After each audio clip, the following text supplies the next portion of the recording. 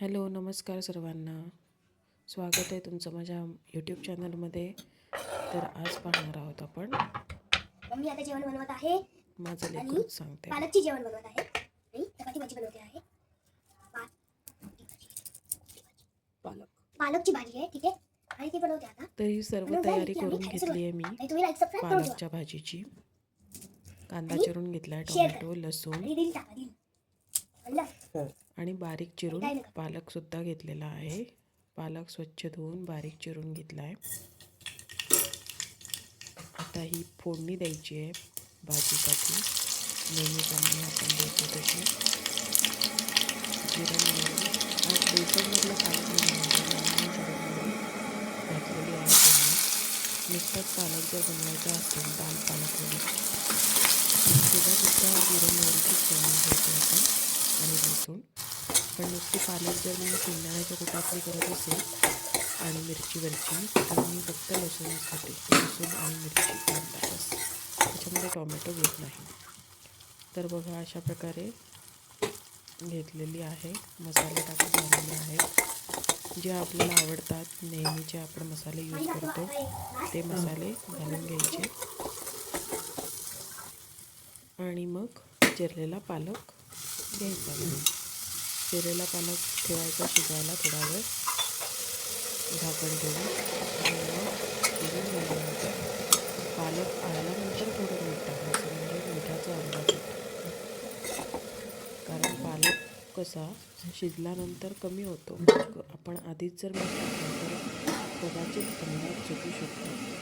त्यामुळे मग नंतर मीठ घालायचं आणि मग बेसन पीठ ॲड करायचं आणि त्यानंतर परत झाकणावर पाणी ठेवून थोडं 1-2 वाफ घेऊन द्यायच्या. बेसन शिजू द्यायचं त्याच पाण्यात.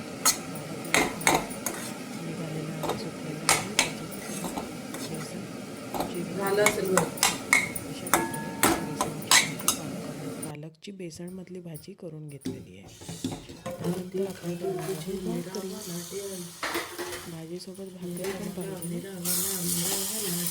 त्यासाठी मी भाकरी नाचणीची आणि तांदळाची मिक्स पिठाची भाकरी तर ती बनवायची प्रोसिजर तुम्हाला दाखवते. पाणी गरम करत ठेवलेलं आहे. ते उकळेपर्यंत पीठ चाळून घेतलं आहे मी 2 भाकऱ्यांचं. 1 चमचा नाचणीचं पीठ आणि 1 चमचा तांदळाचं पीठ. किंवा नाचणी तुम्हाला जास्त हवी असेल तर 1.5 चमचा नाचणीचं पीठ घ्यायचं आणि अर्धा चमचा तांदळाचं पीठ घ्यायचं.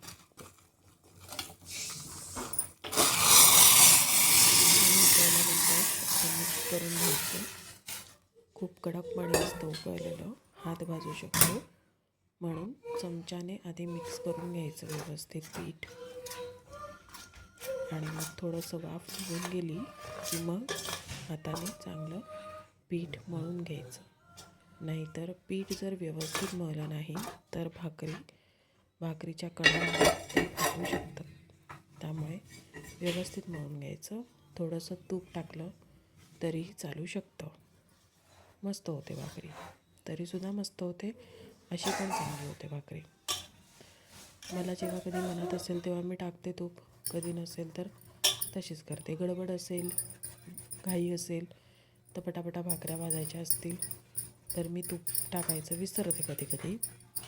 आणि निवांत चालू असेल, एकदम सागर संगीत वगैरे व्यवस्थित असं चालू असेल तर तूप वगैरे सगळं कधी पद्धतशीर टाकून बनवते भाकरी. दोन्ही वेळच्या भाकऱ्या चांगल्याच होतात, सॉफ्टच होतात. गरम गरमच खायच्या, गरम गरमच भाकरी चांगली लागते. तर अशा प्रकारे मी भाकरी बनवते. मस्त भाकरी एकदम चांगली प्रॅक्टिस असेल तर आपल्याला भाकरी मस्त थापायला काहीच अडचण येत नाही. स्टार्टिंगला भाकरी थापताना थोडं शिकत असू तर थोडा त्रास होतो. सरकत नाही पुढे किंवा फाटते किंवा कडा फाटतात, उचलताना तुटून पडते भाकरी, असं काहीसं होतं काही जणांचं. ते प्रॅक्टिस जसं आपण करू तसं आपल्याला व्यवस्थित जमते भाकरी. इतकं पण कठीण नाही आहे, जेवढं वाटतं तेवढं कठीण नाही आहे. पहिल्यांदा प्रत्येक गोष्ट करताना आपल्याला कठीणच वाटते. जेव्हा पण आपण एखादी गोष्ट पहिल्यांदा करतो तेव्हा नेहमी कठीणच वाटतं, पण प्रॅक्टिस करून करून काय होतं, त्याच्यामध्ये आपण एकदम सराईत बनवतो. बरोबर. मग ते असं वाटतं की काय हे इतकं इझी आहे.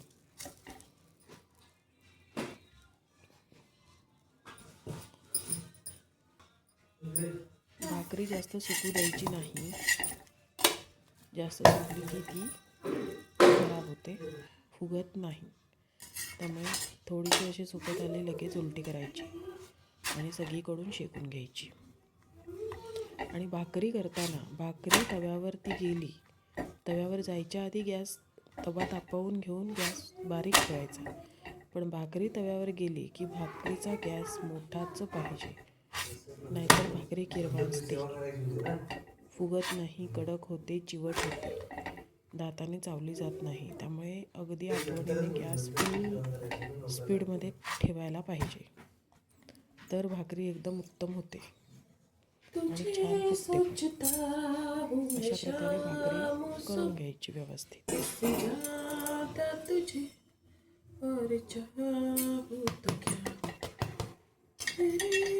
तर अशा 2 भाकऱ्या मी करून घेतलेल्या आहेत.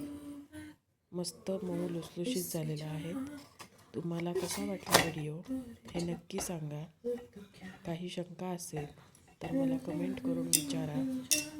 व्हिडिओ आवडला असेल तर नक्की लाईक करा आणि चॅनलला सबस्क्राईब करायला विसरू नका. चॅनलला सबस्क्राईब करा म्हणजे तुम्हाला अजून नवीन नवीन असेच व्हिडिओ पाहायला मिळतील आणि मलासुद्धा प्रोत्साहन मिळतं.